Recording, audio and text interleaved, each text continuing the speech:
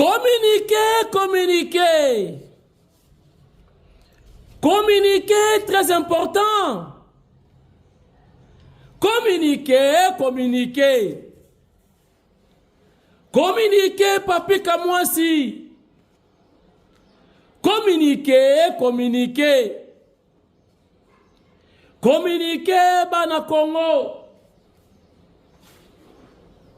Communiquer, communiquer. Communiquer, Thérèse Kaikwamba. Thérèse Kaikwamba. Voilà. Comme moi passi, mais yangoana Thérèse Kaikwamba, ministre ya Affaires étrangères Nabiso. Bravo! Chers internautes, pour nanini botali émission nangai mingite lobby. Botali émission nangai mingite lobby pour nanini 6000 vies à Pamba. Nalinga boyete. Pourquoi? Pour le général Frank Ntumba, te bosala boyete. Général Frank Ntumba Boamunda. So de mouton. Moto malamu. Ngana ebisibino ezali likita balingi. Général Frank Ntumba atika ebonga. Bavandi sa moto mosusu. Ce qui va comprendre ngai bote otungisa ngai boyoki ekiri bakangi basala ki ba déclaration na bango na hôtel basala mokonza mboka mabe boyoki comme général kuna bimi malgré ba kotsa ba comme na partout mais kuna boyoki comme na ye azala makambo wana te botika Frank Ntumba bwa munda calme ekiri wana koye balaka kata un jour makambo yango yo M23 e bandaki kaka boye ti ba vrai responsable bayebani. Chers internautes, ils ont la parenthèse. Bozala malamu, bon week-end à tout le monde. Bienvenue dans PK News sabbatique. Lelo, ambiance totale. Ba information qui toko. Fachi Béton, son excellence. Na minute oyo, aza na Donald Trump na Rome.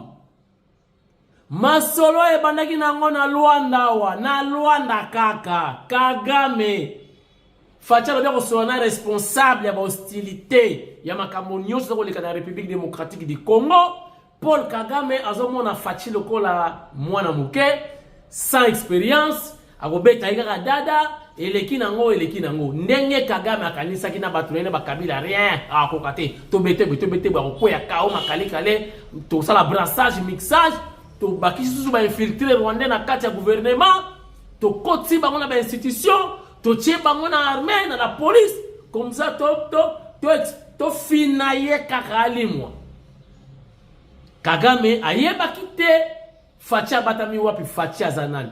Chers internautes, bobete la Fachi maboko boko melanga bravo Fachi na ba commentaire ba mama boko melanga bravo Fachi na ba commentaire ba papa na bosa ne binote boko melanga na ba commentaire bravo Fachi naza ko teka nteke naza ko panza masolo nini eleki bokanga date oyo écrivez ça quelque part bokanga date oyo le 25 avril 2025 c'est significatif ou une date significative.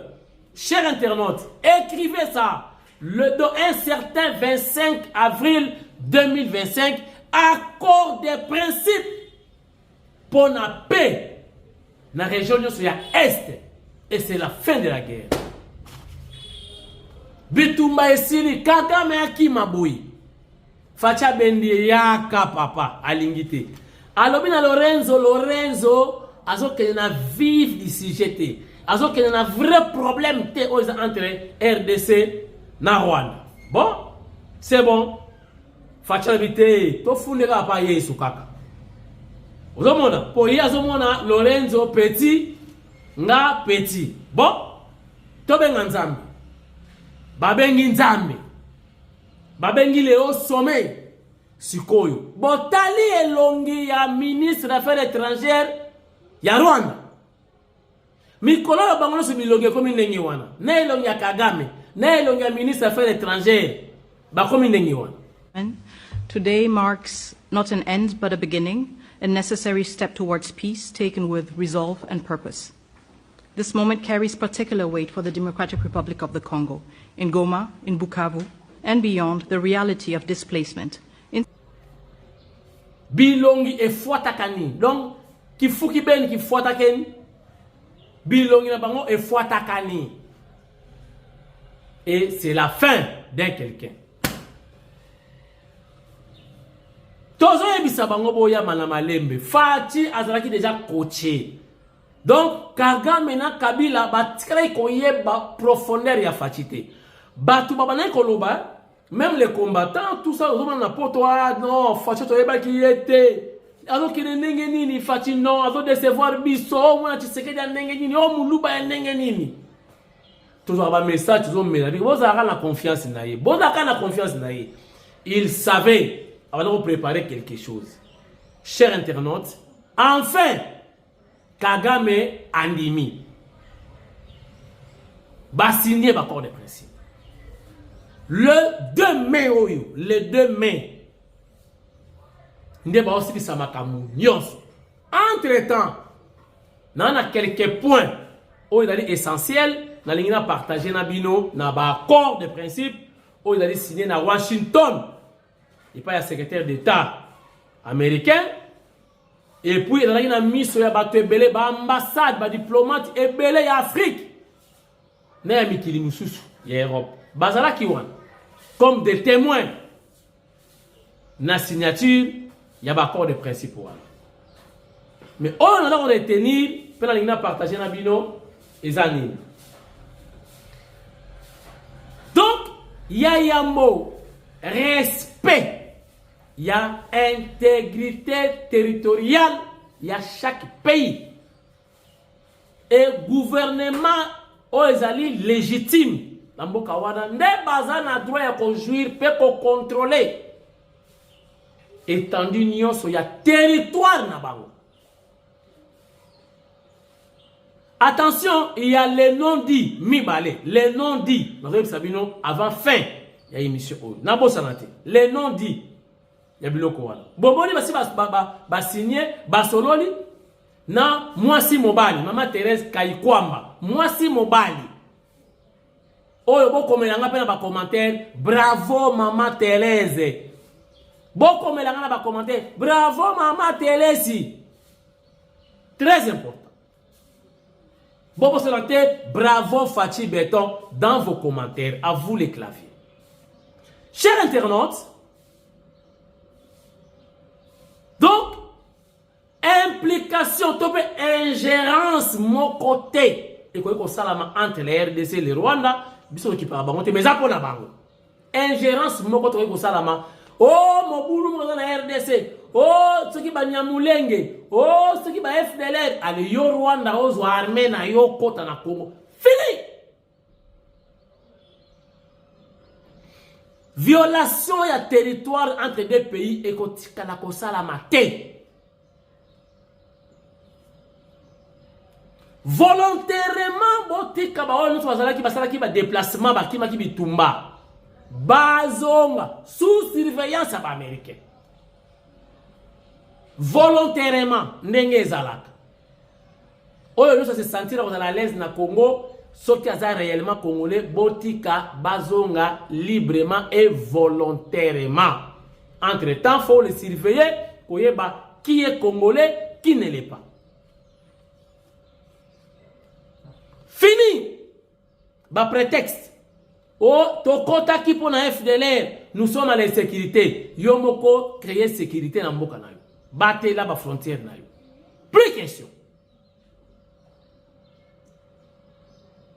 Les non-dits, si on a robot ça dans les non-dits, Kagame peut ayebisaki bango qu'il a peur pour Félix Tshisekedi son excellence à la kaki bango que à partir ya Goma Kagame kola le susu ndako na yete tokoki kwa tendre Kigali Nzoka maloba wana Kagame aibosana yango te malgré nanu salamite. Voilà banondi Kagame a expliqué alobi ngawa nasi na tiki. Mais boyebisa ye pe atake ngai te po alakaki nga na kokufa. Wana ba non dit deuxième non dit ezali bapesi bango ultimatum. Bamzola ultimatum. Bakomaka ultimatum, batanga ultimatum comme référendum. Bakomaka référendum, batanga référendum. Ou bien forum, bakomaka forum, batanga forum. Chers internautes, bapesi bango ultimatum il y a 7 jours balongwa. Il y a une négociation. Il y a ordre. Bapesi Rwanda. Botala elongi ambassadeur ya affaires étrangères rwandais. Botala elongi ya mawa. Mutu abuki mbanga. Oeza elongi ya mutu dali mécontent. Mais atana chouate. Tala elongi ya mwana mutu. Mawa tro. Tala elongi ya mwana mutu. Oyo milelo na milelo. Nyonso baza koloba eza lokuta. Baza na problème déjà très sérieux, bakomi na suka. Ayaki na volonté na été, eza pression ya États-Unis d'Amérique. Dizaine de minutes, mais elle est inédite. Aux côtés du secrétaire d'État américain Marco Rubio, les ministres des Affaires étrangères de la RDC et du Rwanda, présents ensemble pour signer une déclaration de principe en faveur de la paix. Nous signons cette déclaration de principe non pas comme un geste symbolique, mais comme un engagement politique. Aujourd'hui, nous parlons des vraies questions, les causes profondes auxquelles il faut s'attaquer pour parvenir à une paix durable dans notre région. Parmi ces principes, les deux pays se sont donnés jusqu'au vendredi 2 mai pour parvenir à un projet d'accord de paix. Ils s'engagent à reconnaître leur souveraineté respective, leur intégrité territoriale ou encore à s'abstenir de fournir un soutien militaire à des groupes armés non étatiques. Voici à présent. Bapesi bango de ordre. Va quitter RDC dans 7 jours. Et ce n'est pas de la blague. Pourquoi? Les Américains balingi ba investir. Balingi ba banda musala zo umela. Parce que les Chinois ba en avance, les Américains bazala moins retard na côté wana. Parce qu'il y a eu accord le contrat chinois Kabila na ba Chinois. Ba Chinois ba bendi ba matos ba plan États-Unis d'Amérique, azalaki na mwa molili.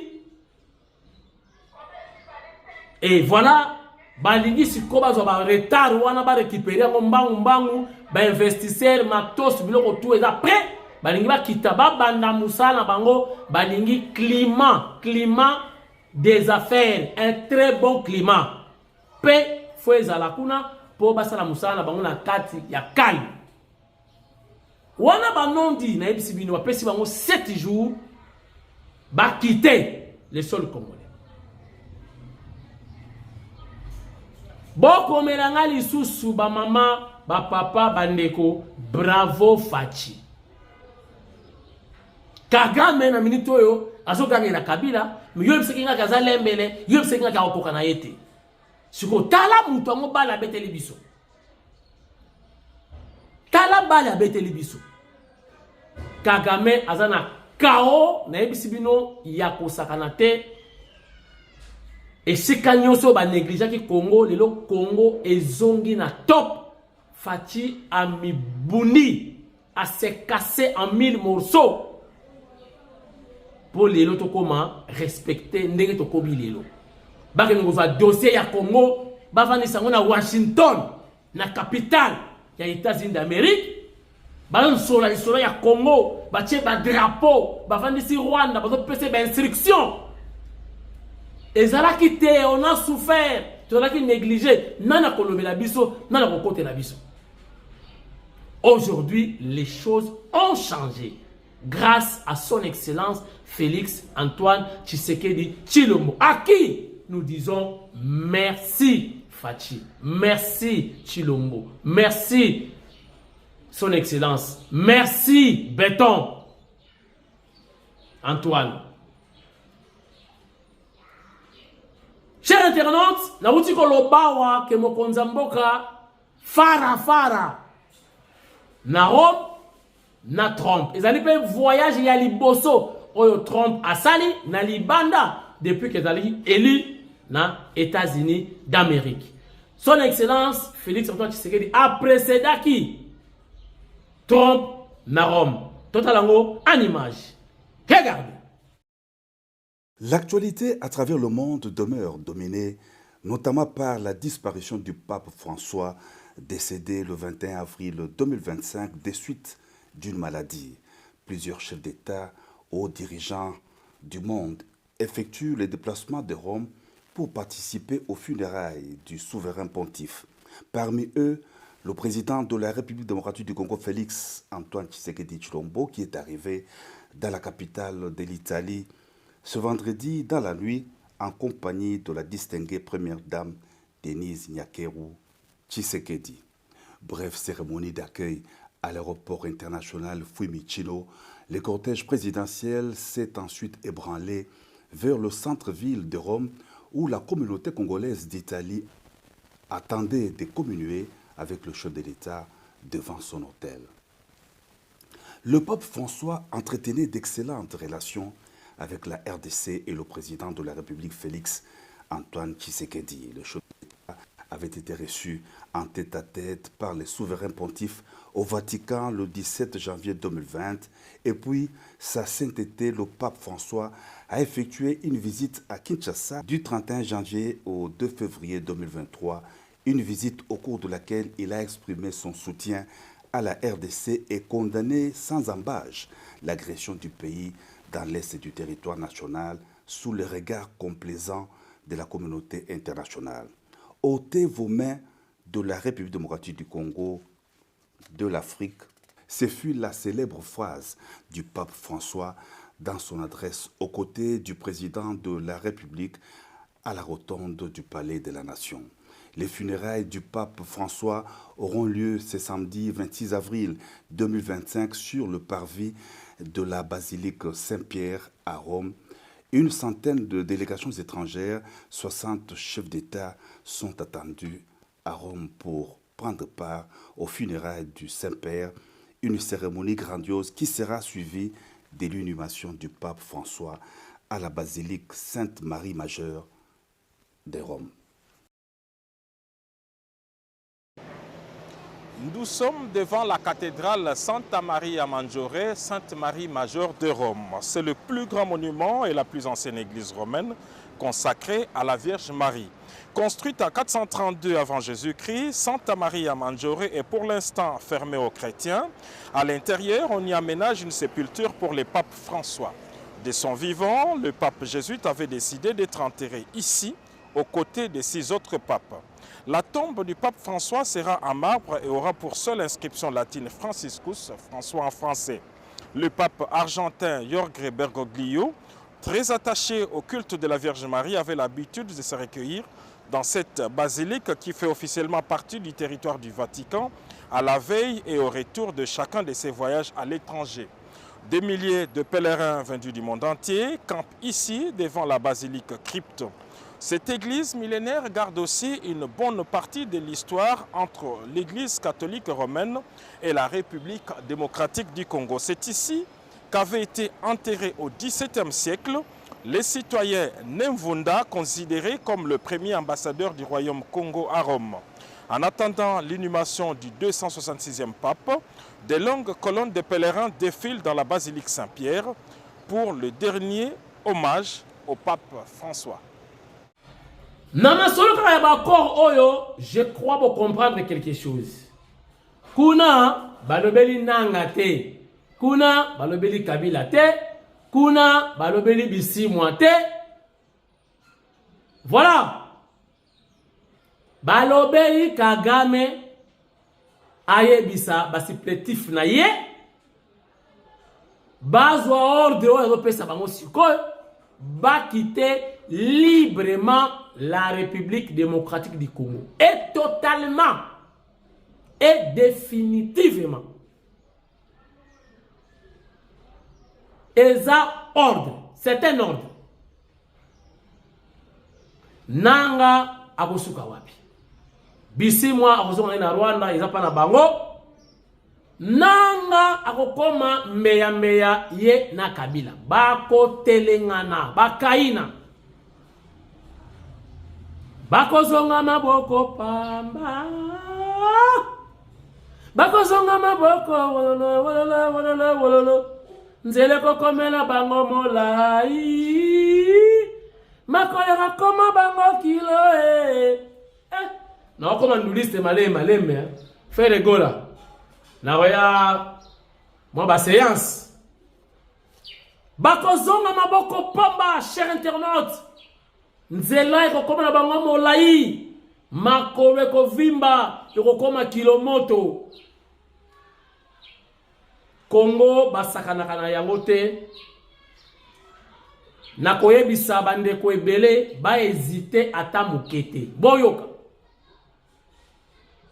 UDPS ezali machine ya politique koyoka sonite yaka na yo ata stage Augustin Kabuya mwana bute nzeta mbila bazokata izokola 207 tosa obika Chingoma Chilumba ako guide yo kene ko mona porte-parole monsieur Barouti na ba secrétaire nationaux baza ebele ba Nixon bakolakisa bino ndenge nini politique etambolaka et surtout la diplomatie bomoni mboka ezalaki oublié tokomaki batu pamba hymne national ekombetama na États-Unis bandeko na ngai o ezali elonga ya masekite elonga ya masekite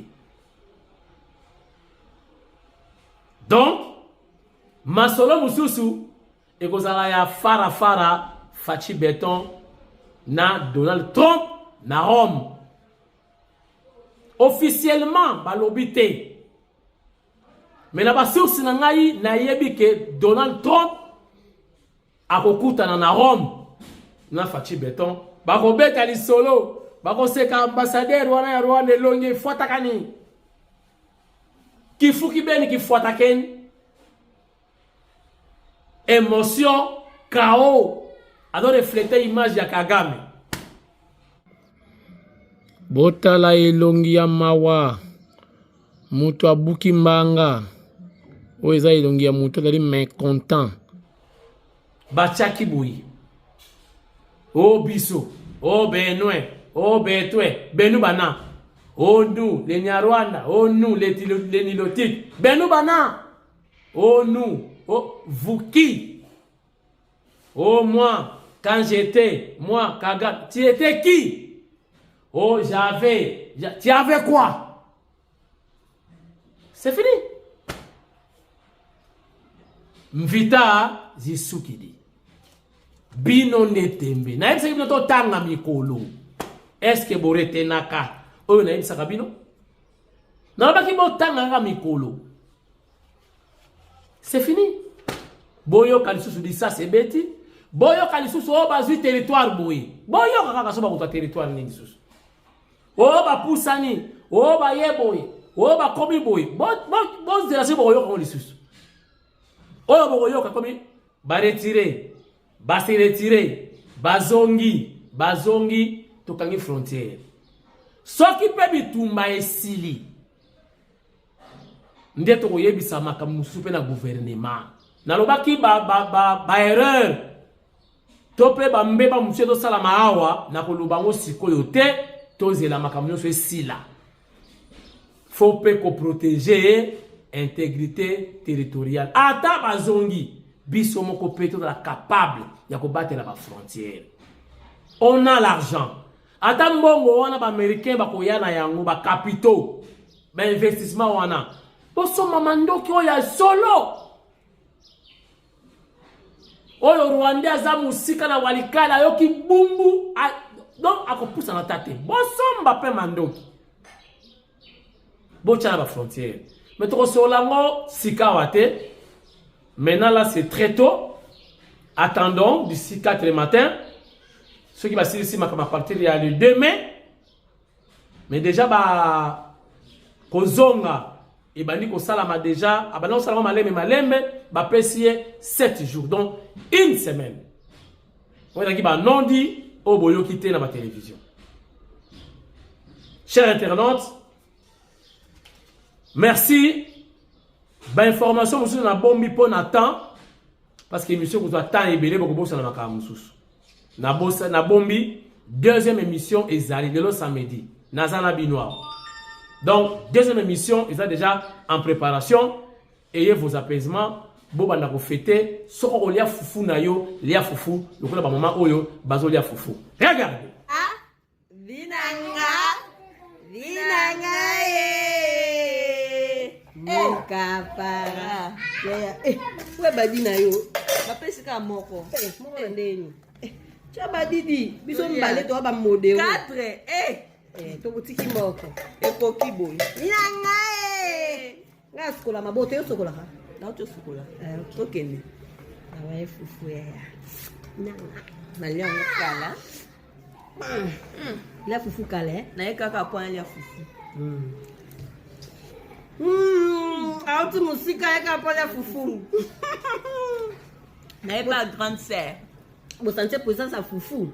Na benga ke yaka ayaka te. Fufu ne memi a. Vinanga, bon appétit kuna. Tout quoi. Très belle. C'est bien. Nous t'oli à ta 3 bouts. Bon week-end na Mpinda Christine. Motema ya Joseph Mpinda, bana ya France, bana ya Paris. Maman présidente ya mouvement des femmes.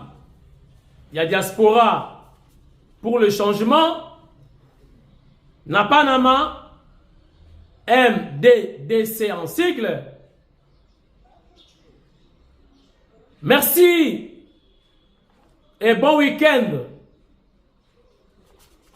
Nakapinga wetu Régine, Mama Munganga, Mama ya Villevorde, na fondation na ye, Fondation Régine Kapinga Forecap en sigle. Toujours dans les fondations à proximité, pene na population. Bon week-end, voilà. Bon week-end dans mon général Frank Ntumba, Boamunda, so de mouton. Yé pas de comment dire tambila, bozo kaka izoko la kaka, azali kaka, bo diaboliser nenga bolingi, bo diaboliser. Bo funda pa mokonzi, mokonzi ayebi qui est Frank Ntumba, ayebi ye koleka bino. Bo diaboliser na bino. Mokonzi mfumu wadi tunga, ayebi Ntumba koleka bino. Bo diaboliser. Ceux qui vont continuer à matisser les sous. Ceux qui vont continuer, fuma di tunga à matisser les sous. Bon week-end, nabana Italie. Bon week-end, nabana ya Sudaf, Jobour, Pretoria. Bozala malamu. Bon week-end, nabana ya Ilebo. Na port ya Ilebo. Bon week-end, nabana ya Mweneditu, na gare ya Mweneditu. Bon week-end, nabana ya Mbujimai. Ipa ya Papa Didier, na DGI, Mbujimai. Bana ya Miba nyoso na salue bino bon week-end na bana ya Miba. Bon week-end na bana ya Mwanda. Na monima kama Mwanda yeli susomo. Balobi mbongo ya courant oyo Didier Budimbu alakaki tilelo pona électricité ya Mwanda. Mbongo wana tula mwisi kizaka na yebite eske après matata poni kuzala Didier Budimbu na yebite na poser ka question. Bon week-end na bana ya Bandal, bana ya Kitambo, Dangembo, epa ya Bingema, Vikitolo, Don Camilo, Shiga, Yaya Londa, Thierry Sente, Papa Nkelani, Maître Nkelani. Bon week-end na bana ya Gombe, na place désévolué bana ISP Gombe ba travailleur nyonso ya ministère affaires étrangères bon week-end na bana ya Ngaliema bana palais de marbre bana ya météo bana de Elvo bana ya quartier Mpunda Bolikangu quartier Kimpe na kela maternité ya Delvo bana ya Kitokimosi bana ya Sana bana ya Selembau Bumbu Ngiringiri Makala Boza ebele bana ya Litonge na Matonge ba bon week-end na bino nyonso bodotala Papika Mwasi télévision PK News en sigle. Deuxième émission Zali ba bazuma bangate deuxième vidéo Ekoratete. On est ensemble. Bon séjour na Rome na son excellence Félix Antoine Tshisekedi Tshilombo na bosanaki azaye mokote atambolaki na son épouse Maman Denise Nyakeru Tshisekedi Dente Mamouetu baza ensemble na molonga na ye béton national na Rome esika wapi fara ekozala c'est probable ye na Donald Trump na place Facha aux États-Unis babetianga na Rome dada lisolo esili Kagame au diable. Alléluia. Émission ici la gâté oya sikoyo yami balé en téléchargement check bozala malamu kamwa sake pe manana